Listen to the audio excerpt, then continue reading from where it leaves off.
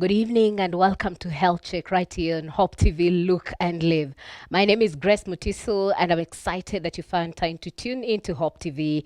And if you're watching us online on YouTube and Facebook, remember the handle is at Hope TV Kenya, and we are looking forward to having a great time of interaction today. This day we are going to focus on hearing loss, and with me in studio is Dr. Mbira Gikonyo, an ear, nose and throat specialist. And if you have any question related to hearing loss, you can text us on 22232. That is 22232. We'll also be sampling your questions on YouTube and Facebook via the handle at Hope TV Kenya. Again, welcome to the program. Allow me at this point to introduce to us Dr. Gikonyo. How are you doing, sir? Very fine, thank you. I'm glad to join you today here. Good. You had a beautiful day? Yeah, it was a good day, busy, but good day. Okay. And thank you for the great work you're doing, especially in this season. Yeah, thank you. It's a bit risky, but somebody has to do it. Yes. Okay. So help us start the program by defining what is hearing loss. Hearing loss is when somebody has lost part of their ability to hear. There are some who lose only a small portion, in which case we say they have mild to moderate hearing loss. There are others who lose a lot more of their hearing ability, and we call that severe hearing loss. And then there are some who are virtually deaf for practical purposes, but in medicine we say they have severe to profound hearing loss and also residual hearing loss. So it is when you cannot hear sounds that others hear at a normal volume. Okay. You've mentioned deafness. So how can we differentiate hearing loss from deafness? That's a very good question. Deafness is basically a term used, by what you call the common man or the ordinary person for somebody who cannot hear. But in medicine, nobody is completely deaf. People hear to some extent. Yeah. For example, there's a young man who's worked for me for many years, and he was born deaf and he cannot talk. But when he comes into my car and I play music, he complains it's too loud. Because if it is loud enough, they will actually hear. So that's why we categorize them into mild, moderate, severe, and profound, because it is a degree of hearing loss. Nobody is completely, absolutely deaf. Everybody can hear something. Okay. You've mentioned it's mild. You've said mild, medium, moderate. Severe, and profound. So those are the types of hearing loss? Yeah, not really the types. That's the severity of hearing loss, how Okay. bad it is. When it comes to type, there are mainly two main types. Yes. There's what we call conductive hearing loss, and then there's something else we call sensory neuro hearing loss. Conductive hearing loss means the sound is not properly conducted through the ear. Whereas the sensory neuro hearing loss, it means that the nerve itself and the parts of the brain that sense the sound are defective. So those are the two main ones. But some people have a bit of both. So they have mixed hearing loss, the conductive type and also the nerve type. And let's go now to the causes of hearing loss. There are many, many causes of hearing loss, and we'll have to begin all the way back in childhood. Yes. When somebody is being born. There are children who are born deaf. 1 out of every 5,000 children born are actually born deaf. So that is a real challenge, and you find a child is born and they cannot hear. And then apart from that, once they are born, a child can have various challenges. For example, if they are sick, they have what you call neonatal sepsis, they can end up in an ICU. And admission of a child to ICU early in life can risk their hearing. Then, of course, infections by themselves can cause hearing loss. Yeah, and then the medications which are used by doctors to treat various infections can also cause hearing loss. For example, severe malaria many years ago used to be treated with quinine, and some of those children would end up losing their hearing. There are also other very strong antibiotics, which we call aminoglycosides. They can also cause hearing loss. So that infection and the medications used can cause hearing loss. In some cases, infections can result in pus in the ear. And then that pus can actually burst the eardrum and damage the ear bones. And that can lead to conductive hearing loss. It can also spread towards the cochlea and also damage the nerve. And that can also cause hearing loss. And then, of course, as a child grows up, sometimes they'll go play football or they might fight with other children. And if somebody has trauma or physical injury to the ear, or an accident, all those can cause hearing loss. And then, of course, as they grow bigger, they go to teenage, early adulthood. They go to discos, Yeah. or sometimes even in churches. Yeah. Some churches have extremely loud speakers. Even some preachers, they want to say amen until the walls are shattered, are shaking and the windows are breaking. True. But in the meanwhile, the eardrum is damaged. And sometimes you get pastors who come to us, their hearing is damaged. Yeah. Yeah, because they play the music too loud, they preach too loudly. They think the louder you are, the more the devil is likely to hear you and take off. But the devil doesn't need you to shout. He can hear very well. Anyway, so all these things can contribute. Then, of course, as they start working, people sometimes work in noisy environments. Somebody can be a DJ at a Yes. church, at a disco, or maybe he's a controller of the sound, in the group where he is. Yes. So that can lead to hearing loss. Others, of course, will work in factories. Maybe work in a glass factory or another tinning factory. That can lead to that kind of challenge, and that can damage hearing. And then, of course, eventually, whether we like it or not, all of us grow old. Yes. As you grow older, you lose your hearing. Yeah, so from the age of 65, people start losing their hearing. They become more and more deaf, and they have to use hearing aids. Yeah, so from the time you're born to the time you'll die, there's a kind of hearing loss that happens. can happen, and which you ought to try and avoid when you can. Wow. Going back to children, you've said there's a percentage that children are born with deafness. How will you identify that this child is born and is deaf? Now, that is a very difficult thing, to actually do. Yeah. Because you can't ask a child, can you hear me? No. They can't hear you. Even if they could, they can't answer you. So you cannot communicate. So there are special tests which are done. We put a small probe into the ear, and then it measures certain sounds. It's called acoustic emissions, meaning there are certain sounds which the ear makes and which can be measured. And when those are measured, then we can tell if a child can hear or not. So even a child born today, we can test them today and know if they hear or not. In advanced countries, every child, once born, before they leave hospital, they are tested if they have a hearing loss. And if it is seen they have a hearing loss, they are tested again after 3 weeks and after 3 months. And then interventions begin. Yes.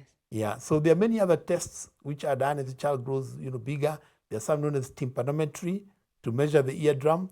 Then there are others known as acoustic brainstem response audiometry. So, all those, are available, others known as Mbira. So they are measured, when you go to the doctor and they see what the challenge is, depending on the age of the child, they know which test to send them for. Yes. And from that test, then they know what is wrong with the child. Okay. Thank you. Dear viewer, I'm hosting Dr. Mbira Gikonyo, an ear, nose, and throat specialist with us right here on Health Check. And remember, we are looking forward to hearing your questions on the SMS line 22232. That is 22232. We are also looking forward to receiving your phone calls in a short while. The numbers are right at the bottom of your screen. You can also ask your questions via Facebook and YouTube. We're also live on those platforms. On the comment section, you can ask there your question, and feel free to share this to help someone who has a hearing loss issue and they just need to hear some counsel from Daktari. Okay, Daktari, back to you now. You talked about the loudness of the noise that can cause hearing loss. Yes. In the generation you're living in, we love our headphones and Yeah. we love loud music. Yeah, headphones are extremely dangerous. Yes. Often they're very loud, but because you're the only one hearing them, you don't have feedback from the rest of the people to warn you that that is too loud. And if you get used to that loudness, then to you it is not loud. But in the meanwhile, it is damaging your hearing. And today we have many young men and women who have damaged hearing at a young age. And unfortunately, when you start losing your hearing, it means you cannot hear your boss, you cannot hear your friends, you cannot hear members of your family. And that is very, very dangerous. If you have children, you cannot hear children talking because the damage is in the high frequencies, the frequencies at which children talk. Yeah, so it can be a very, very big challenge. But even above that, when you lose your hearing, you end up with noise in your ear. Some people feel like there's a generator in their ear. Yeah. Some like an aeroplane in their ear. Yes. Some like a ringing bell or an insect. And some can't even sleep. Yes. So they begin getting now depressed. They're tired all the time because of this damage to the ear that is causing other issues. So it's very, very important to protect your hearing because you need it for day-to-day living and for your professional work. Okay. Earlier on, when we began the discussion, you mentioned a very important part called a cochlea Yes, and also eardrum. yes. Help us understand what are those in relation to hearing? These are very, very important because when you look at somebody, what you see is the outer part of the ear, what you call the pinna. And then there's a small hole you see where the sound passes. We call that auditory canal or ear canal. At the end of the ear canal is an eardrum, which is a thin membrane. It's about as thin as a piece of paper. So that is what vibrates. Like when I talk, that's what vibrates in the listener's ear. And then there are three bones which also vibrate. And then from there, those vibrations are conveyed into a special part of the inner ear called the cochlea. And that cochlea is what transforms the sound from a wave in the air into a wave in a fluid and then into what we call an action potential in a nerve. The action potential is like an electric current which now goes to the part of the brain which recognizes it as sound, as language. And there the sound is processed based on memories. Yeah, because you only know the sounds that you have learned and the language that you have learned. Yeah. And also that's why if a child cannot hear, they cannot talk. Yeah. Yes. Okay. So the parts that are affected for you to say you have a hearing loss issue is the cochlea and the eardrum. Now, all the parts of the ear can be affected. Yes. From what you call the outer ear, the middle ear, and the inner ear. The outer ear, for example, some children are born without an ear completely. True. Yeah. Some adults also lose their ear. It's even there in the Bible. Somebody Yes. cut somebody's ear. So, Yeah. so that outer part of the ear is very, very important. Then there's the ear canal. Some people cannot hear because it is full of wax. Yes. Some children are brought to us by their parents who say this child cannot hear. But when you look, like last week I had a child, they put maize seeds inside the ear. Yeah. So even that can cause deafness, much as it is temporary and can be corrected by removing the wax or removing the foreign body. And then you get to the eardrum. If the eardrum is damaged by disease or damaged by injury, and therefore it's no longer intact, it has got a hole, what you call a perforation, then it cannot convey the sound properly anymore. Yeah, and then from there, there are the ear bones. In some people, the ear bones are broken because somebody slapped them. They are broken because they had an accident. They have melted away or are destroyed by a disease. So that can also lead to hearing loss. And then eventually the cochlea can be damaged again by injury. It can be damaged by medications the doctors give. It can be damaged by diseases like meningitis, like malaria, cerebral malaria. So all those parts from the outer ear to the middle ear to the inner ear, they can all be damaged by the various causes. It's interesting, Dr. You've mentioned about slapping. And parents, especially when you're annoyed. Mtoto housekeeper. No, let me appeal to every parent, never, ever slap a child. Never, ever punish a child when you're angry. You'll live to regret it. One slap is enough to damage the ear forever in a child. One slap, if I can kill even an adult, incidentally. There are people who have blood vessels in their brains which are very, very delicate. They are formed, they're not formed properly. So if you slap them, they can start bleeding from the brain and the person dies. And the moment the person dies, you're arrested, you're taken to jail. Yes. So it is never wise to hit somebody anywhere, but much more important, not on the head, not on the neck, not on the chest, not on the stomach. Yeah. If you're going to punish a child, it's better tell the child you've done something wrong. I'll punish you on Saturday. By the time Saturday reaches, you're no longer angry. Yes. Even if you want to cane them, you'll be gentle. Yes. Yeah, but human beings are extremely delicate. Don't hit anybody's head or face. Yeah. Okay. You can cause damage that is irreparable. That's a great bonus to every parent watching us to know that that's a delicate place, especially for children. We need them hearing. So let's help us understand what are the symptoms that I need to look out for that should be a telltale sign that I have a hearing loss issue? Yeah, that's a very, very good question. But again, it depends on age. With a young child, you'll find when you call them, they don't respond. You'll find they don't know their name, even by the age of 1 year. Then you find the child does not talk. They have what you call delayed speech. So delayed speech in a child is a very serious matter. Don't take it, oh, in our family, people talk so late. That's what our auntie says. That's what the grandmother says. Forget that. In a modern world, your child by 1 year should know their name. Even by 8 months, they should respond to their name. They should look at you when you call them. By 1 year, they should be babbling some sounds, either mama or baba, or trying to repeat certain sounds. Yeah, by a year and a half, they should be able to call one or two people. Yeah. By 2 years, they should be able to form two-word sentences, and so on and so forth. Delayed speech in a child is extremely serious. You have to check what is wrong, and the correction must be done early. Most of the time, it can be solved.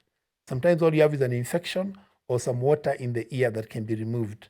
So if you ignore it, the child will grow up with what we call deaf mutism. They will not be able to talk. Once a child cannot talk, even you as a parent, you're in trouble, and the child is in trouble. When they go to school, they're in trouble with the teacher. The other children are laughing at them. Their self-esteem is affected. And at the end, they cannot achieve what they could have achieved in school. Most careers require one to talk, whether it is journalism or medicine, whether it is law or engineering. So the moment you cannot talk, you are very much impaired in the careers you can actually follow. Yeah, so you see, so for young children, you must watch out. If there's delayed speech, you must intervene early. If a child gets to 5 years before they can talk, they will never talk in their lives. Yeah. What So you happens have at that point? to intervene early. What happens with the child is that human beings can only learn how to talk between the time they're born and the time they get to 5 years. You get to 5 years, never having talked, you will never talk, no matter what we do. So you have to intervene early. And then if you want language, the earlier you intervene, the better. Yeah, so that's why in a child, it's very, very important. Then, of course, as they grow older, if it's a child who talks and they start losing their hearing, you'll be calling them, they don't respond. You ask them to do something, they don't respond. Or maybe they're watching the television, they're making it much louder than other family members. So many children actually end up being punished by teachers and even by their own parents because they think this child is cheeky, this child is not listening to me, this child is not interested in what I'm saying, but the child is not hearing. If the child used to hear before and then their hearing begins to get lost, then they're in trouble with the parents because the parents thought this child used to listen to me, nowadays this child is rude. So sometimes they are beaten. But if you find a child doesn't appear to hear, you must bring them to hospital. If you call them, they are not answering, don't assume the child is rude. Have them checked and examined. Of course, for adults who lose their hearing, they keep on saying, I beg your pardon, I beg your pardon. If they're watching news on TV, nobody else can be in that room because they put it so loud. Other people cannot stand it. Yeah, then the elderly men, especially as they grow older, they lose what we call high frequencies. They can't hear the grandchildren, they can't hear their wives, but they can hear other men because they have lost only the higher frequencies where women and children talk. That is for the men. For the men. So the wives get very angry. Yeah. They say, oh, your friends come, you listen to them, you talk to them, but me, when I'm talking to you, you're not listening, you're not hearing me. Yeah. So they think the men are pretending. But actually, as people grow older, they lose the higher frequencies. And then when somebody becomes quite deaf, in other words, they have what you call severe or profound hearing loss, they are completely cut off from society. And that affects them psychologically. Because people crack a joke, everybody laughs, they don't know why people are laughing. They don't know what people are talking about. So they feel cut off. They're there in the same room with you, but they feel cut off from society. So some become depressed, withdrawn, and that can be a real challenge. You've mentioned for the old people, the men especially lose the high frequencies. Yes. Women at that age, what happens to them? No, generally, women in life always do better than men, though this is not known. They're always healthier, they live longer, they run into problems less than men. So even in hearing loss, the women lose their hearing much later. Yeah, I think it's God's plan. God wanted women to look after men until the men are gone. My producer JP saying this because of the men's problems. it's a man Wanaume wana joke. matabu. It's a man joke that they have listened too much to women until they have lost the ability to hear. That's funny. So, these are challenges, and we need to recognize them, and then work with the person, whether it's an old person or a young person, to try and see how can we assist so that the problem is overcome. Okay, that's interesting. Please remember our SMS line is 22232. That is 22232. We are also online at Hope TV Kenya. That is on YouTube and Facebook for your questions. And we'll also be receiving your phone calls in a short while. The numbers are right at the bottom of your screen. So you've helped us understand the symptoms to look out for if you have hearing loss. So take us through the treatment. Yeah, now the treatment depends on what is wrong. If it is a wax or a foreign body, we just remove it. Yes. Yeah, so that is very, very easy. We can wash the ear, or we can give somebody some ear drops to remove the wax. And then if it's an infection, there are many, many ways of treating it. Some of it is just ear drops in the ear, and others are antibiotics and other medication that we give the patients. Then if the eardrum has a hole, which has been there for many years or for a long time, we can repair it through an operation. Yeah, same thing with the ear bones. We can also repair them through an operation. If there is fluid or water in the ear preventing the ear from hearing, we can remove that water. And we do that every day for children, very, very often for children. And then, of course, if it's a nerve, the nerve, we can't operate normally on the nerve. So that we normally put a hearing aid. In exceptional cases, we also put something we call a cochlear implant. Yes. Which is a system whereby we put a wire into the inner part of the ear that is able to convey the sound to the nerve, physical nerve itself, which then can send the information to the brain. Okay. You know, Doctor, we talked about men, and Javan is calling us from Kisumu. How are you, Javan? I'm fine, thank you. How are you? I'm fine, thank you. Thank you for calling Health Check. What's your question to Daktari? Yes, my question to Daktari is, in 2018, I had a fracture on my skull. Yes. Just next to my right ear, and consequently, I bled from that ear for 2 weeks. And after that, I lost hearing from that ear. So I can only hear from the right ear. Even right now, as I'm speaking, my phone is on the right ear. I cannot hear anything from the right ear. So my question is, can that be restored? And if so, where? Now, in that particular case, what you had was trauma or injury to the ear. And normally when you get injury to the ear, it affected the nerve. That's why you bled from the ear. That's called a base of skull fracture. It was a fracture on the lower part of your brain. So in such cases, in your case, it sounds like the nerve was actually damaged. And if it is a nerve that was damaged, then it's very difficult to restore your hearing. Only a hearing aid or cochlear implant can work. Nevertheless, what you're supposed to do is to go to an ENT doctor, and then they're supposed to do some tests, what you call audiometry and tympanometry, so that they establish, is it truly the nerve? Because maybe what happened is that your eardrum was punctured, and that maybe it just requires a simple operation to repair. So you have to be assessed so that we are sure as to whether it's something which can be operated upon, or it's something which requires a hearing machine or a hearing aid. Okay. Is there any doctor you can recommend, or maybe a place, a medical facility that you can recommend? Oh, yeah. There are many in Kisumu. If you look up ENTs in Kisumu online, you'll see a number of them. And even at the Aga Khan Hospital, another private clinic, they are there. There are a number of them. So I'd encourage you, just Google and you'll see the ones who are there. And they'll be very happy to actually assist you. Okay. Thank you very much, Dr. Thank you. Thank you, Javan, for calling.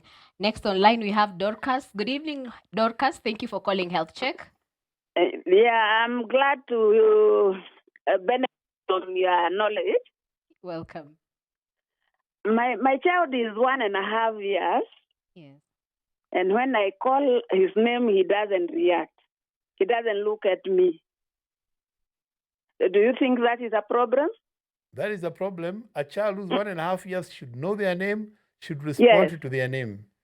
In the event they don't, you have to go to hospital and they have to be tested. Okay. Even a 1-year-old child should know their name. If a child doesn't know their name, there's a problem. Thank you. Thank you. Welcome, Dorcas. So, she had another question, Mr. Director. Okay, thank you, Dorcas. Please call back again if we cut you short and you had another question. Doctor, you were talking about the treatments that we need to get. Yes. Yes, you had completed really no. Not quite. Now, the treatment depends on what we call the diagnosis. So, the Yes. first principle of medicine is to, first of all, we take the history. We hear, according to you, like that gentleman who called us, said he had an accident, he had an injury, Yes. and then he bled for 2 weeks, and now he cannot hear. So, the history is very, very important.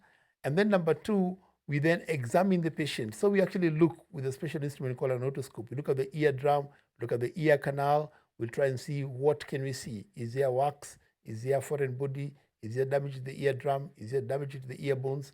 And then after that, we do tests like the ones I've recommended. What you call pure tone audiometry is a test which measures how well somebody is hearing. Another test we call tympanometry. It measures the pressure in the ear and the movement of the eardrum. And then from there, we measure even up to the nerve. So all these tests enable us to make what we call a diagnosis, or to know exactly what is wrong. Once we know what is wrong, then we have recommendations. If nothing is wrong, you go on with life. If something is wrong, we can give you medication, drops, or something to swallow, or we can recommend an operation. And if the operation is done, then we follow up to see, have you succeeded? Have you overcome the problem? So that's how we normally go about treating the patients. It varies based on the diagnosis. Exactly. For the exactly. operation, how long does it take? You know. Now, operations, they depend on what is wrong and the complexity of the operation.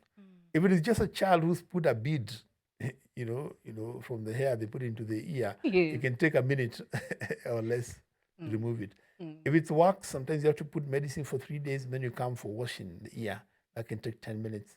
If it's an operation for the eardrum, it can take about an hour and a half, depending on the complexity of the operation. So then if it's a cochlear implant, it can take even 4 hours, even longer. So it depends on the operation, and it depends on the extent of the problem. Yeah, so depending on what is being done, it can take time. The other operations which are done for infections, like what we call mastoiditis and then mastoidectomy, so that can also require quite a bit of work and can take time. But all those at the end benefit the patient in terms of restoring the hearing. Okay, you've mentioned infections. What Yes. can cause infections to the ear? Now infections can be caused by various, bugs, so to speak. They can be viral infections, like somebody has a common cold, they blow their nose, a bit of that mucus goes through the nose towards the ear from the inside, through the eustachian tube. Then they end up with what we call otitis media. And then after viral infection, we have what we call bacterial infections. Yes. This is when you see somebody with pus coming from the ear or blood coming from the ear. So there we have got a bacteria, and that's the infection, and that requires to be treated. The problem with what we call pyogenic infections or bacterial infections is they can form pus, and the pus has to burst to come out. When it's bursting, it's extremely painful, and somebody cannot sleep when it's at night, and they come to hospital in great pain. And then it bursts, the pain goes away, but now pus is coming out. In some cases, the infection can go up to the bone behind the ear, and then they end up with what we call mastoiditis. And then sometimes it can become chronic, meaning it doesn't end even with the medication. It just subsides, and then after some time, it comes back again. And that can now become an infection that can last for years on end, and sometimes require an operation to try and get rid of it. So all those are various kind of infections. Sometimes we can end up with fungi. Some fungal infections can actually affect the ear canal, or or even the outer ear. So those can also be dealt with using antifungal medications. But for infections, those are the commonest. There are other infections which are not directly in the ear, but which affect the brain and at the end can lead to deafness or hearing loss, like meningitis, an infection of the brain. That can cause severe damage. It can even cause blindness, it can cause deafness, it can damage the nerves. And then things like cerebral malaria, where malaria is very, very severe and somebody is unconscious. So that can also lead to that kind of damage. Okay, thank you, Dr. Hari. Remember, we are on the SMS line 22232. That is 22232. We are also live. You can call in live. The numbers are right at the bottom of your screen. You can also send in your question via Facebook and YouTube via the handle at Hope TV Kenya, and we'll be sampling some of your comments on those platforms. Let's now talk about. I was trying to check something here. Oh, Jen from Nairobi. How are you doing? Hello, Jen. Hi. Hi, good to hear from you. What's your question to Daktari? My question is, my baby is 5 years old. He had a boil in the ear. Never seen a boil in the ear. Then we went to the hospital. We were given some antibiotics, and then it busted, and there was a lot of pus that was flowing from the ear. I used a cotton bud to remove it, but I was so scared. I've never seen something like that. Could that have other effect on the ear? And where did the boil come from? That is a good question. Generally, if what you have is a boil in the ear, a boil is just an infection of the skin. So it means on the ear canal, the skin of the ear canal developed an infection, and then it formed pus, and then you saw a lot of pus coming out. Now, generally, the human body is always at war against viruses and against bacteria. On your skin, even when you wash your hands, there are always bacteria. Even when you shower, there are always bacteria. Occasionally, those bacteria can penetrate the skin. And if they penetrate the skin, then they can actually cause the infection. So it is not unheard of. It can happen to anybody. It doesn't mean it's anybody's fault. But that happens. And then as long as the pus got finished and the ear cleared and had not involved the eardrum, normally there's no bad consequence. But usually after the child has recovered, we prefer, if it is possible, to go back to hospital for them to look right inside the ear at the eardrum, just to be sure that there is no damage. But the way you have described it, it sounds like a simple boil or furuncle, which was in the ear and which has now resolved. Thank you. Thank you, Jen, for calling. Okay. So let's go to a question I wanted to ask. So when should one or when is one qualified, if I may use that word, Dr. Gikonyo, for hearing aids or implants, cochlear implants? Now, generally, of course, there has to be a history of hearing loss. It's a child who cannot talk. It's a child who cannot hear. Even if they are called, they can't respond. Or an adult who used to hear and has lost their hearing. Or an elderly person who over the years has lost their hearing. So tests are done to determine how bad or how severe is a hearing loss. Yes. And then, but generally, if your hearing loss is disruptive to your social life, then you need an intervention. If it's a child who is not talking, who is not hearing, they need the cochlear implant or they need the hearing aid so that they can hear and learn language. For a child, it is critical. It's very, very important because their whole future depends on their hearing and developing language. With an adult, say it's a man 65 years old, he has retired from work or he's 70 years old, his baby stays largely at home with family members. Of course, he wants to hear them. He wants to hear when he goes to church or when he goes to a neighborhood meeting. So in such a case, if when he goes to those meetings, he can't follow, he can't hear what the preacher is saying, then he should get a hearing aid because that will reconnect him to society. It will reconnect him to his family. So anybody who finds that the hearing loss interferes with their learning, if they are a student, with their professional life if they are working, with their family life at home, and even with their social interactions, then they should see a doctor, be tested, and an intervention measure is decided upon. And for the hearing aid you've mentioned, Daktari, for a child, Yes. will they have them for life, or at some point it will be corrected and they'll go back to just hearing? Yeah, if a child was born deaf, generally it means they'll need a hearing aid for life or a cochlear implant for life because that's the only way they'll be able to hear. But the critical thing for a child is do it early so they learn how to talk. If they learn how to talk and continue talking, even if you don't wear the hearing aid, you can still talk to them. They can read your lips and they have the language within them. And the language within you is a great thing. Those of us who are normal and who talk don't always appreciate that to be able to talk is not a small thing. It's a really, really great thing. So that's why we say in a child, make sure they can actually talk. Even if they remove the hearing aid later, they have the language in their brain. So it's a good thing. But generally, if it's a child, they need it for the rest of their lives. If you're old and you're 65 or 70 and you start wearing a hearing aid, you need it for the rest of your life because the damage is permanent and irreversible. Yeah. And for these who are middle-aged here, the teens and the Now for the 30s and teens, 40s, yeah, and the 40s, the ones we love our headphones. the best advice is look after your body. As doctors, Pose has been very clever, but you have no spare parts for you. You have no ear we can give you to replace the ear that you damage through loud music. So look after your ears so that when you're 70 or 80, you can hear your grandchildren and your great-grandchildren. Yeah. So you have to look after your body, not just the ears, all of your body. Yeah. Yeah, don't take too much alcohol, don't smoke. All these things which can damage your body. That's what the Bible says. The body is a temple of God. Look after it. Don't damage it. You need it for the journey of life. Your body is a vehicle through which you travel through life. So you need to look after it. So generally, I'll tell the teenagers, don't play the music too loud. Yeah, don't wear those high pressure noise cancelling earphones. They are dangerous for you. Forget about it. It's good to hear the sounds in the world. Yeah, some teenagers even go crossing the road with loud music on their headphones. A car hoots, they cannot hear. They are hit by a car.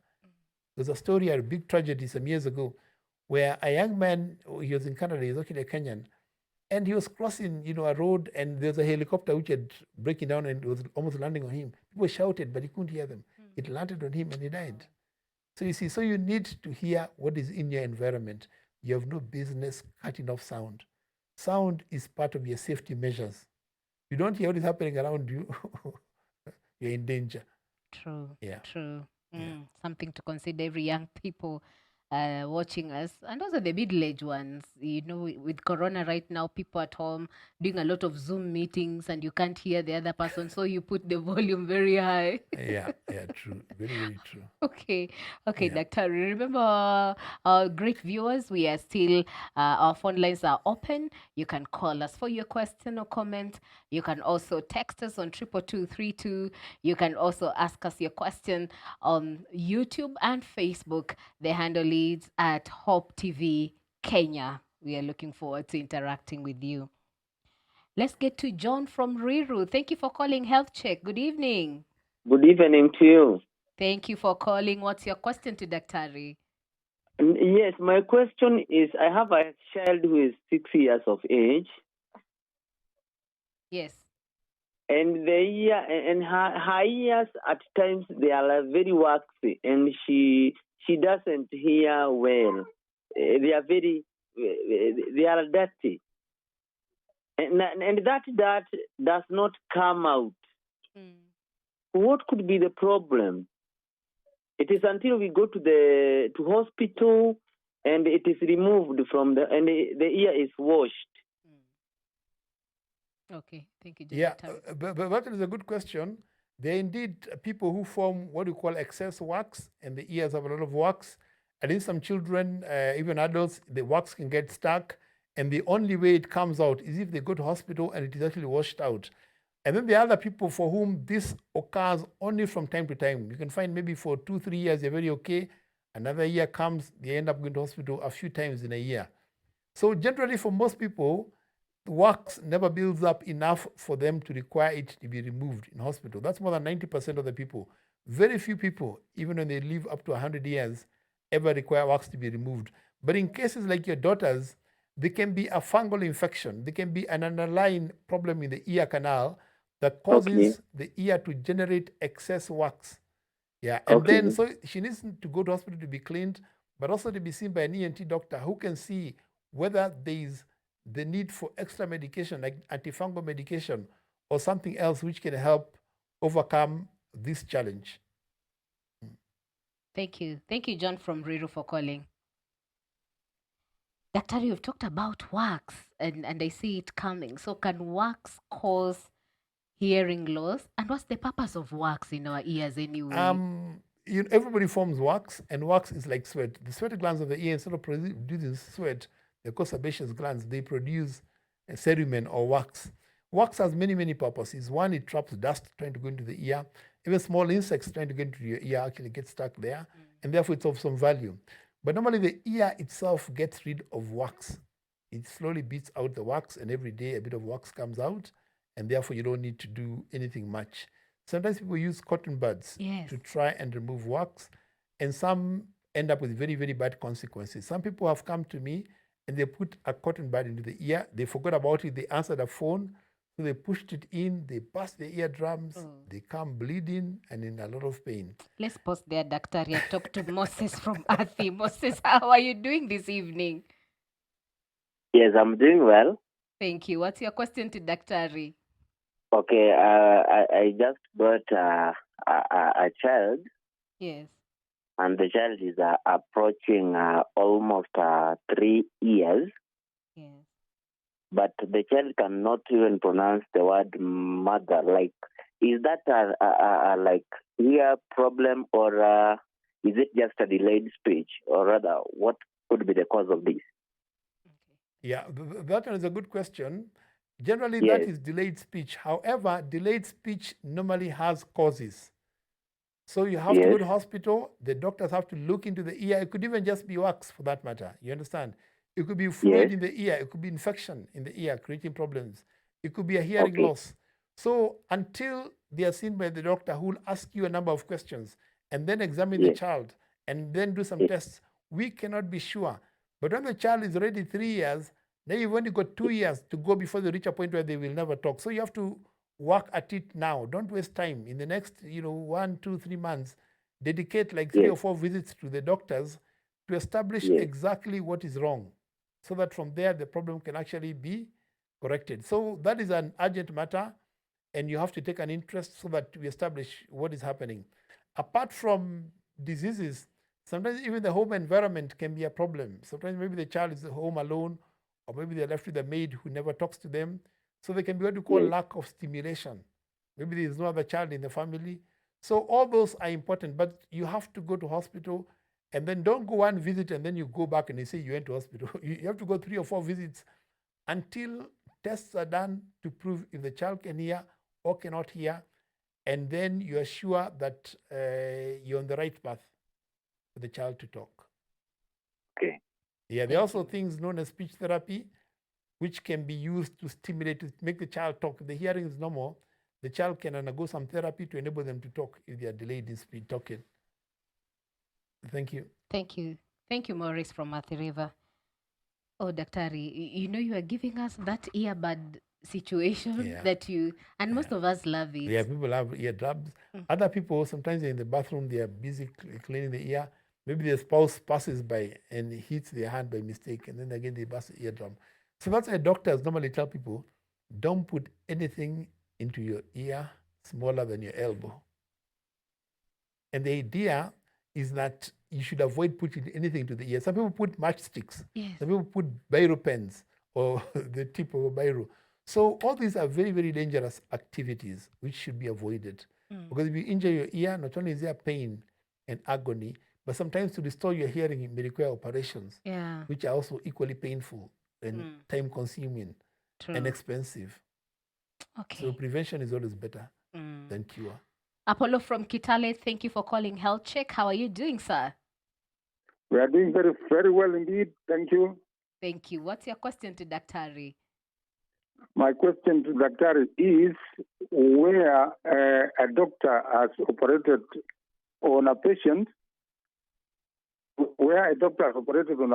and something drastically goes wrong, what really happens to the doctor and to the patient? Are there any corrective measures which can be done? Is it related to the ear? An ear operation, Yes, then something goes wrong? yes. Operation on the ear. Okay. Yeah, now generally there are certain standards which are followed. Like before an ear operation, tests are done to establish what is the hearing loss, and not also to establish why should the operation be done. If, for example, somebody's got a busted eardrum and which requires to be repaired, then there are certain measures the doctors do, and then from there they proceed to go to theater. When we go to theater, no doctor goes to theater alone. Minimum number of people when you're operating on a patient who are in that theater are 5. There's a doctor plus the assistant. There's another doctor called the anesthetist plus the assistant. And then there's another nurse called a circulatory nurse. So the purpose of having so many people is to ensure safety, to make sure nothing goes wrong, with the patient or with the procedure. However, life is real, and sometimes something can go wrong. For example, Mhm. some people can react Yeah. to the medications which are being given. You follow? Yes. Some people, can end up bleeding, much more than they Yeah. ought to bleed, and that can create issues. But everything that is done in theater is documented by 3 different persons. There's what you call a circulating nurse who documents it. There's a doctor who did the Yes. operation who also documents it. So there's a lot of documentary evidence of whatever procedure was actually done and what was done. At the end of the procedure, if it's a child or even an adult, normally the doctor talks to the relatives and tells them, yes, we went to theater, we did the operation, everything went well, or we encountered a challenge. And this is the nature of the challenge. And these are the consequences of that challenge. Because the family needs to know, because this is their person, the ones looking after the person. And then also hospitals monitor the doctors. Every operation, the reports are filed, and there are people who do an audit to check how did the operation go to, were there any challenges. In the event something goes wrong, it's regarded as an incident, and documentary evidence is collected, and a meeting is held at the hospital to review what went wrong. Is there a challenge with the equipment? Is there a challenge with the doctor? If the challenge is with the doctor, sometimes even the doctor is discontinued from there and reported to the medical board if he's careless or he did not do the right thing. If it was the equipment, then the equipment is corrected or new equipment is brought in and the patients are informed. So there can be a multiplicity of factors, but the doctors who carried it out normally would tell the relatives, and if there is need for the operation to be redone by the same team or another doctor, that is also brought to the attention of the family. Thank you, brother. Hope you've been helped, and we pray it goes well. We have James from Chuka. Hello, James. Hello. Hi, thank you for calling Health Check. What's your question to Daktari, James? I wanted to ask if someone has a keloid. If someone has a what? A keloid on the right ear. Yes.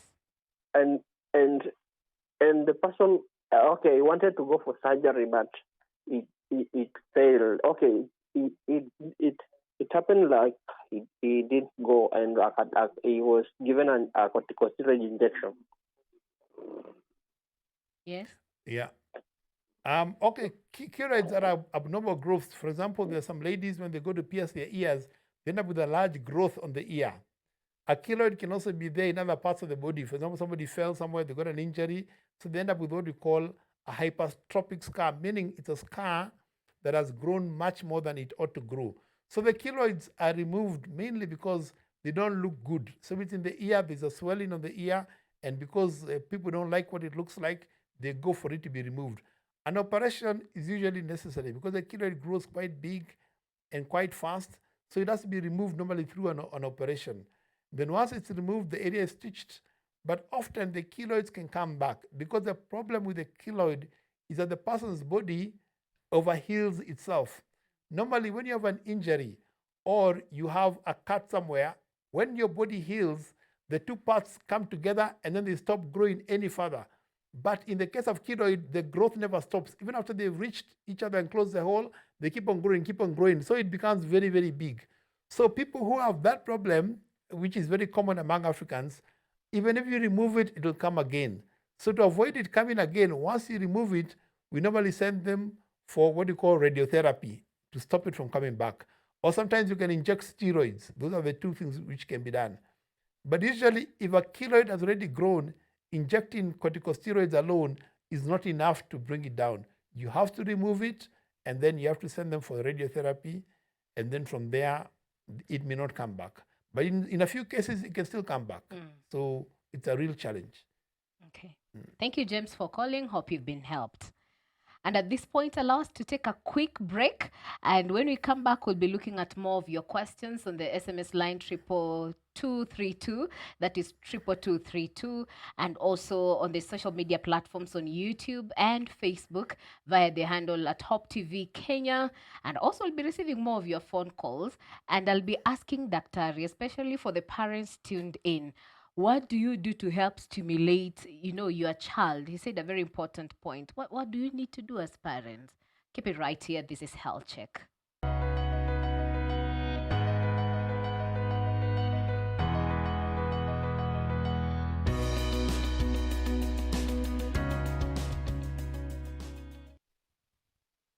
Welcome back to Health Check. I hope on that break you went quickly, got yourself a cup of tea, or if you're having your dinner, thank you so much for finding time to tune in as we talk about hearing loss together with Dr. Mbira Gikonyo, an ENT specialist. We have a few minutes to go, so we'll still have our phone lines open, and our SMS 22232 is also open, and also via YouTube page and Facebook page at Hope TV Kenya. And Daktari, before we went on that break, I promised when we come back, we'll address parents tuned in tonight.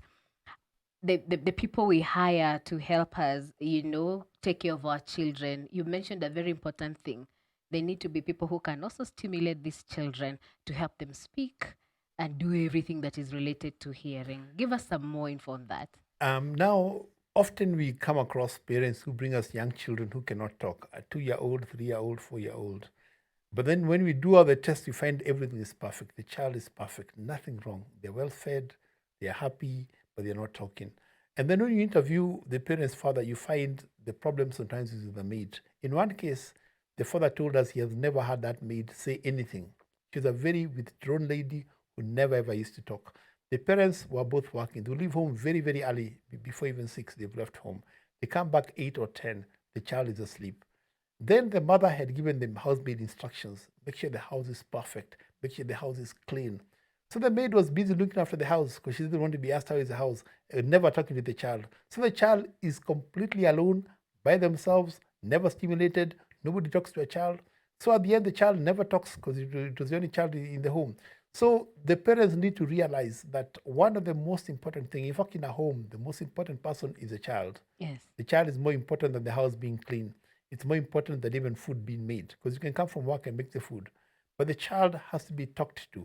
The child has to be played with. The child has to be provided stimulation. Stimulation means somebody interacts with the child. Today's parents, especially even the younger ones, are even worse off because they give even a 1-year-old child a phone. You can find even a 2-year-old child can navigate through any smartphone, can go to YouTube channels, can get the YouTube channels they want, but they cannot say one single word. Yeah. And at the end, the reason why they don't talk, they think everybody's a YouTube channel, even their parents. They don't realize you're supposed to interact. You're supposed to take an interest because you're programming their brain to interact with electronics, Yes, as opposed to interacting with the real people in the real world. And that can also delay speech. So parents have to be careful. Don't make your child an addict of the television. Don't make your child an addict of the smartphone. And then stimulate your child. If you decide you're going to have a house help who can talk in the language you want the child to learn. Like some people employ a housemaid who only talks Luya. yes. And then they tell Tells you the they tell Luya the words. maid, huyu mtoto aongee kizungu peke yake. The maid can't talk in English. No. So now the maid will not talk to the child. And at the end, your child suffers. They can't learn to talk. They have no language skills.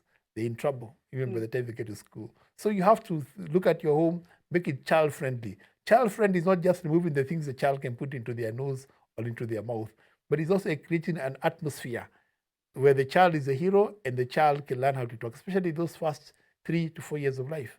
Yeah. You need to teach a child how to walk, how to talk. This is the most basic things. Then how to dress, Yes. how to go to the toilet. These are the instructions of the mother. If you're not going to be there as a mother, get somebody who will do it on your behalf and do it equally well. Yeah, otherwise you're in trouble. Hi. And all the mothers and fathers said amen. Let's go to the SMS line 22232. We begin with this viewer who says, my left ear feels blocked. Is this something I need to get checked? Yeah, if the ear feels blocked, you have to have it checked. It may be wax, it may be an infection, it may be a disease. But it should be checked and attempts at treating it will be made. Okay. Thanks, Dr. for the program. Can vertigo cause hearing loss? I hope I've pronounced it right. Yeah. Vertigo basically refers to dizziness. And normally the ears, apart from hearing, they also control balance. This is what many people don't realize. There are 3 parts of the ear, in the part of the ear called labyrinth, which control balance. In other words, there's one which faces the front, one behind, one to the side. They're called semicircular canals. So if something goes wrong there, you can find like the whole world is going round to you though in the real world it's not going round. Some people even come and tell us, Dr. I was driving my car, I saw the road going up. Oh, no. Therefore, I turn to the left and they end up in a ditch or in an accident. And then they come because the problem is in the ear. So vertigo can create problems. Normally, vertigo does not normally lead to deafness.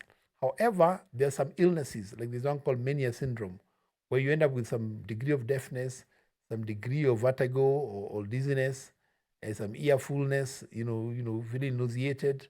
So some diseases can involve both hearing loss and vertigo. But any kind of vertigo, you have to be checked on. Yeah, there are people who cannot walk because the ears are out of balance. Yeah, so it's very important. Okay, thank you for that. A parent writes and says, my son is 1.5 years old and doesn't react when I call his name. Should I get worried? You should get worried, very worried. A child who's 1.5 years should look at you when you call their name. Of course, this assumes you've been calling their name for long and that you've interacted with the child and that the child knows their name. If a child doesn't know their name, either they're deaf or they've got something else going on at 1.5 years. So you have to have the child checked. Okay. Yeah. Where should they take? To an ENT, to a pediatrician? Where exactly should the matter parents start? Where they start. Because some people have access to a pediatrician, some have access to an ENT, others to their normal doctor. Yes. You have to get to your doctor as soon as possible, meaning, in the next 1 week or 2 weeks. And then you have to be patient. This is not a problem which is normally solved in 1 day. You go 1 day and then you pretend you have gone. That's not enough. You go until you have a solution, until that child talks to you and tells you, Mom, how are you doing? Yes. Then you're in business. Before then, you work at it. Okay. Yeah. How is hearing loss and hypothyroidism linked? Now, in some people who have hypothyroidism, they have low, levels of hormone called thyroxine, which is produced in a gland in the neck called thyroid gland. So in hypothyroidism, everything in the body slows down. Yeah, the thinking slows down, and that can lead to slow processing of information. And in some people with hypothyroidism, their hearing nerve in some cases can be associated with some degrees of hearing loss. Yeah, so in some cases they can be there together. In some cases, they may be that there's a problem separate from the hypothyroidism that is causing the hearing loss. So they have to be tested separately. Apart from the thyroid problem, even the ears have to be tested separately to see what disease may be there that may be causing the problem. It may be something as simple as wax, or fluid in the ear. Okay, just to take you back, what is hypothyroidism? Hypothyroidism, there's a gland in the neck which produces a hormone called thyroxine hormone. That thyroxine hormone is what determines what we call your metabolic rate. Yes. Your metabolic rate is the rate at which you utilize food you take or you make energy. So if you have hypothyroidism, somebody with hypothyroidism, if you ask them their name, they have to sit down and really think, what is my name? If you ask them what is 8 + 4, they have to really, really think and struggle very, very hard, because it's like a car that is slowed down. Even when they talk so slowly. It's very dramatic. Yeah. And then there's also what we call hyperthyroidism. Those become hyperactive. They even lose a lot of weight because they're overburning. Yeah. Yeah. Because the thyroid gland is like the accelerator of the body.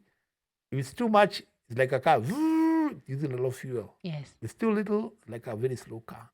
Yeah. So they have to be investigated. But normally it's easy to treat. They take some medication and they're balanced. Yeah. In a few rare cases, you do a small operation to remove a part of the gland that may be hyperactive. Okay. Yeah. Yeah. Or sometimes just medication that can get rid of the problem. Okay. Thank you, Dr. for that. And my viewer, remember, our phone lines are open. You can call. The numbers are down at the bottom of your screen, and our SMS line is 22232. We are also at Hope TV Kenya. George from Maseno, thank you so much for writing in. We'll be answering you before we wrap up the program on what you're asking. Sarah writes from Eldred and says, there is a consistent noise in my ear. It has existed for a long while. I'm 58 years. What should I do? And that's a very good question. Noise in the ear is known as tinnitus. Tinnitus. It's a common problem around the world. So you're not the only one who with that particular noise in the ear. And normally it can be caused by a number of things. For example, if somebody has lost some of their hearing, they'll have noise in the ear. If somebody has got wax stuck next to the eardrum, they'll have noise in the ear. If somebody has got fluid in the ear, they'll have noise in the ear. So any disease of the ear can also cause noise in the ear. Generally, everybody's ear produces noise, but people don't hear that noise. You only begin to hear that noise when you have a disease or when you have lost the hearing. The noise can be very dramatic. Some people it's like an aeroplane landing. Some people it's like a generator. Some people it's so much you can even hear it. Somebody else can hear the noise. That's how dramatic it can be. What you call objective tinnitus. But it has to be investigated. However, in most patients, even when you do all the tests, you can't find out what is causing it. And also for many patients, you can't cure it. Yeah. But still, for some, there's some medication we give which helps them. And if they have a disease that is causing it, the disease can be treated, and that can help them. As you're answering that, another listener says, "Thank you for the program. I do feel some sort of drumming in my ears. Is it something to worry about?" Sometimes it doesn't really matter because the ear is a very, very important organ. Apart from hearing, there are many other things which pass through there. There are blood vessels going to the brain which pass through there. There are nerves which go to the tongue for taste which pass through there. There are nerves going to bring to your face, what you call the facial nerve, which makes you smile. It goes through the ear, which closes your eyes, comes to your face. That's a very, very important nerve. There's a balance element. So there are many, many things going on there. And then some people, they can even hear a heartbeat in their ear. They can have those kind of noises. If it doesn't disturb your peace, leave it alone. But next time you're with a doctor, let them look and see what the issue may be. It may be nothing. It may be something. Okay. Yeah. That includes the ringing noise in the ear? Yeah, okay. Tinnitus. Winnie says, "Daktari, I was done my ringoplasty. You'll help us define what that is. Long time ago. I now suffer from conductive deafness on one ear. Can anything be done to improve my situation?" Yeah, meninoplasty is an operation that involves, doing some work or some repair on the eardrum. Most likely she had a hole in the eardrum, and then tympanoplasty or meninoplasty was done in terms of an operation. And in some people, even after the operation is done, when the eardrum heals, it can heal with what we call fibrosis. Instead of being soft and easily moves the sound, it can heal stiff. Or it may even have something called tympanosclerosis, meaning it's almost fibrosis, it's become hardened. So it cannot vibrate properly when the sound comes. And that can cause the conductive hearing loss. So she'll have to have some tests, and then the doctor will have to look and see if something can be done about it. There's some cases where something can be done about it. For example, if it's the ear bones which have become hardened or they cannot move properly, then something called ossiculoplastic can be done. But this is something you have to do the tests and then discuss with the patient, and then you debate what are the risks, what are the benefits. Because sometimes you can do it again and you still end up with the same problem. So the patient has to really, debate and see, is it worth it, or do I live with what I have? Okay. Checking on our online platforms. Thank you for watching us via Facebook and Twitter. Thank you, Lizna, just saying this is the best ENT doctor. She's appreciating you. Patrick Osgay, thank you so much. He writes and says, I just have a problem with my smell. I lost this sense 3 weeks ago. How can I recover it? In today's world, losing your sense of smell is very serious. Yeah. It means you probably have COVID-19. Yeah, but fortunately, even in Africa, people who get COVID get healed very easily. 93% of the people who get COVID in Africa and in Kenya, they don't get sick at all. A few end up with not being able to smell, some not being able to taste, but it normally comes back. So give it time. In the next 2 to 3 weeks, it will come back. However, apart from COVID, there are many, many other causes of loss of sense of smell. One of them is just a common cold or even a flu. Yeah, if your nose is blocked, a running nose, in some people, you can end up with a loss of sense of smell. Some other people have another infection, which you call sinusitis or sinuses, which are air spaces below the eyes, between the eyes, above the eyes, behind the nose. So those air spaces can get infected and can block the pathway where smells is detected. So all that can be a factor. Very, very rarely, in some people, it can be somebody's got a growth in the brain, or in the nose. So you need to see a doctor. It needs to be investigated. Yeah, if it doesn't come back certainly in the next 2 weeks, then you'll need something we call a CT scan or a special X-ray to find out what is wrong.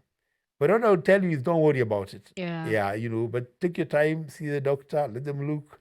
If it's COVID, it will disappear by itself. Okay. Most likely. Joski writes and says, we had a road accident. Due to the impact, one of my nephew's ear is inactive. And again, I have another nephew of mine who fell from third floor. From that time, he is using hearing aids, which it is not effective, but it affects also his speech. Please help. Okay, there are two things. There's one who had an accident and lost their hearing. That one has to be investigated. So maybe they damaged their nerve or they damaged the eardrum, and that can be looked at and can be repaired. For the one who fell from the third floor and lost both hearing, and the hearing aids are not effective, that is a real challenge, because maybe they end up with brain damage, or they ended up with the nerve, being damaged. Maybe they had a fracture, what do you call base of skull, the lower part of the brain, where the nerves come out from and go through the bone to the ear. Maybe there's a damage there. So if there is no response, the nephew has to be taken back to hospital, and then they can see if the cochlear implant can be done or something else can be done. The problem with young children is that a child before the age of 5 has no permanent language. Yeah. So if you lose your hearing, you begin to lose your language. And if you cannot hear, you cannot talk properly. So for a young child, a lot more intervention is necessary to restore hearing and even restore language. A few more before we say goodbye tonight. I have tonsillitis. What might be the cause and the treatment? And now tonsillitis means your tonsils in the mouth or the back of the throat are infected often. We normally call it recurrent tonsillitis. Everybody is born with tonsils, but if they get infected all the time, then you call it tonsillitis. It's normally caused by a bacterial infection. The role of tonsils, and even others we call adenoids in the nose, is to trap bacteria, to trap viruses, break them down, and alert the body's policeman or immune system that you're being attacked, and then the body can respond and fight. But people with chronic tonsillitis, the bacteria actually live inside the tonsil. So even if you take medicine, they hide a bit inside the tonsil. When the medicine is over, they attack you again. If you take cold water, they attack you. If you take a soda, they attack you. Anything cold, you're in trouble. Some people even end up having fevers, having severe coughs. So if it gets to a point where you need treatment more than 6 times a year, meaning antibiotics, painkillers, then you should consider removing them through an operation. If it's less than 6 times a year, you can choose to live with them. But when you're an adult, you can judge for yourself. You can say, can I live like this? If the answer is yes, continue with your life. If you feel it's too much, come, we do an operation. Okay, choices to make there. Yeah, exactly. Yeah, you when it's an adult, you can make your own decision. For a child, it's a bit harder. You have to help them. Yeah. Okay. Yeah. I was done an eardrum. I have to say this slowly, Doctor, you'll help me. Tympanoplasty. Yeah, tympanoplasty, yes. Okay. Left ear. Yes.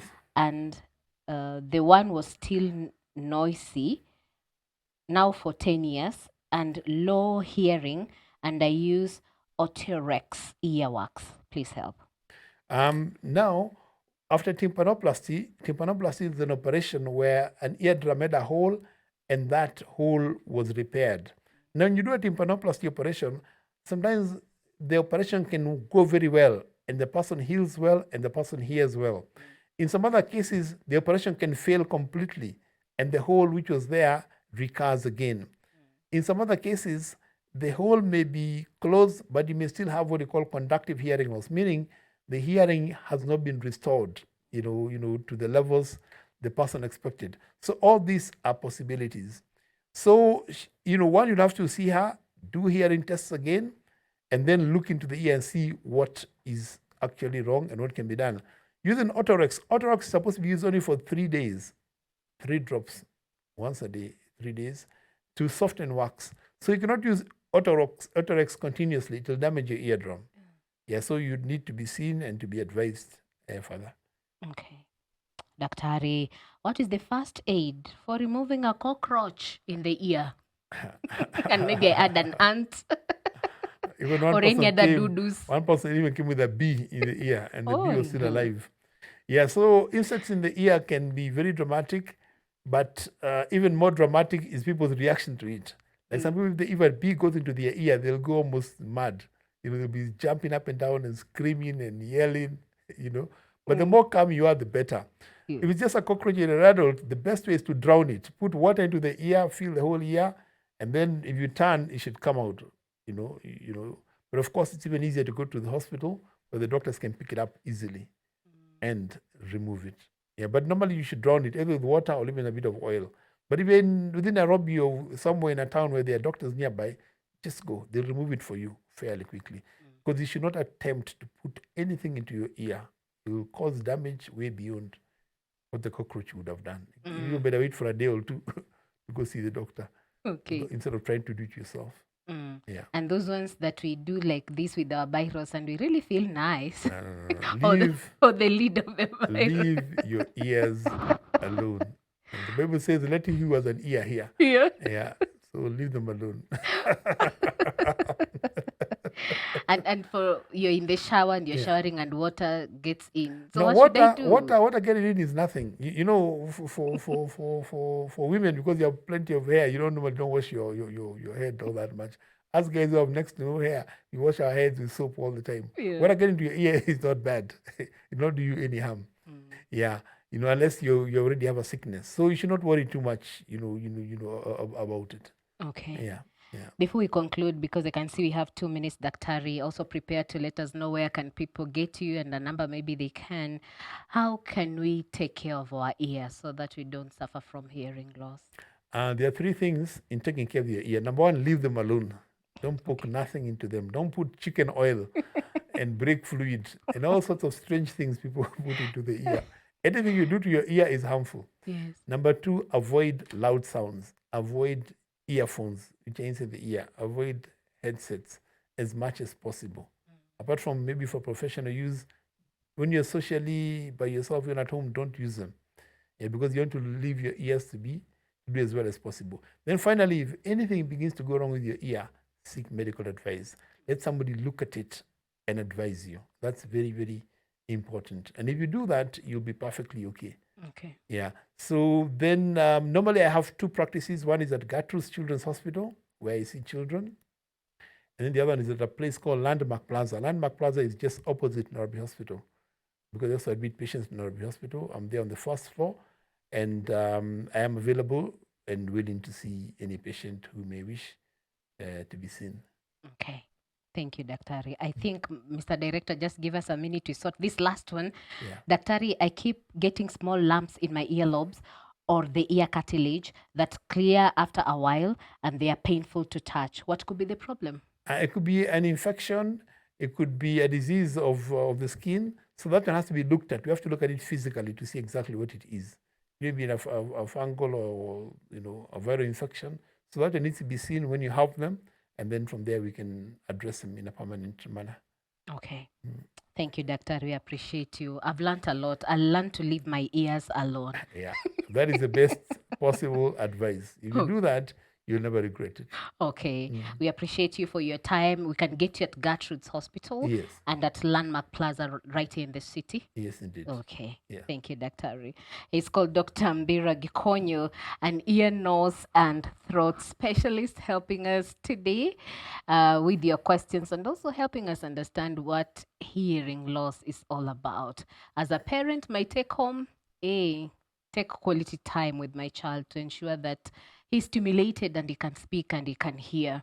And also, as Grace, leave my ears alone. So for you also, leave your ears alone. They'll just be fine. Thank you so much for joining us. We have to wrap it right there. Have a blessed night. Join us again next week for more on Health Check. Of course, a different guest, a different topic right here. And I want to say goodbye and salute my great parents in Eldoret, the Kasukus. Thank you for watching. I love you. Good night and God bless.